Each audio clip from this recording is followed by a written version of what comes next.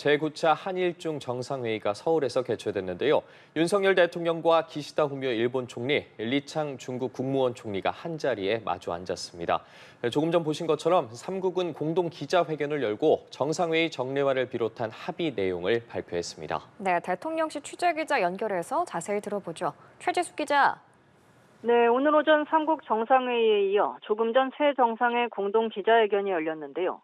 2019년 8차 회의 후 4년 5개월 만에 열린 이번 정상회의에서 삼국은 우선 삼국 정상회의의 정례적 개최와 삼국협력의 제도화를 추진하기로 했습니다.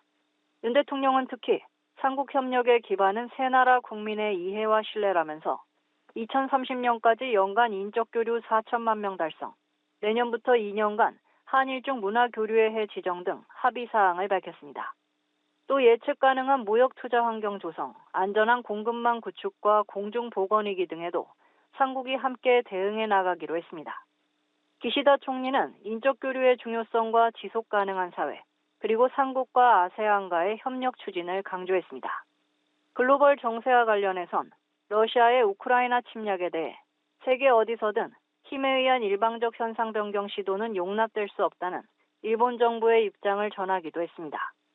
리창 총리의 경우 경제무역의 연결 심화와 공급망 협력 강화, 한일중 FTA 협상 추진을 거론했습니다.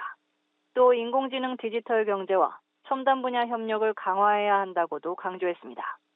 올해는 삼국협력 25주년을 맞는 해인데요. 앞서 윤 대통령은 정상회의 모두 발언에서 삼국협력의 새로운 출발과 도약을 기약하는 역사적 이정표가 되길 기대한다고 밝혔습니다. 네, 안보 협력 부분은 따로 자세히 짚어보겠습니다. 한반도 문제와 안보 분야에 관해서 새 정상이 어느 정도 수준의 합의에 이르렀나요?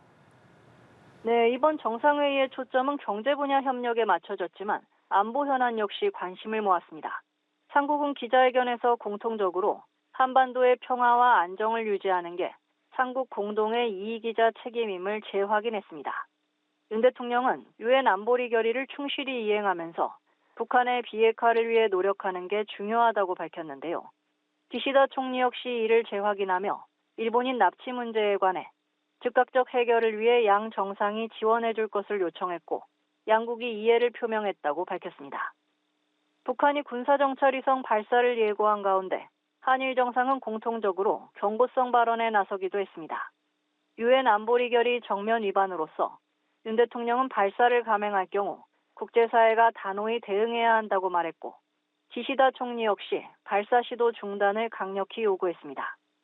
중국은 영내 평화 증진에 공감하면서도 예민한 문제와 갈등, 이견을 선처하고 서로의 핵심 이익과 중대 관심사를 배려하며 진정한 다자주의를 실천하자고 밝혔습니다. 리창 총리는 중국은 한반도 문제의 정치적 해결을 추진하고 있다면서 관련 측은 자제하며 사태가 악화하고 복잡해지는 것을 예방해야 한다고 관련 국가들의 책임도 강조했습니다. 러시아 및 북한과의 역학관계를 고려한 걸로 풀이되는데 대북 문제에 대해 단호한 입장인 한일과는 온도차가 느껴지는 대목입니다. 한편 다음 한일중 정상회의의 의장국은 일본으로 새 정상은 순조로운 개최를 적극 지원하는 데에도 공감대를 형성했습니다. 지금까지 용산 대통령실에서 전해드렸습니다.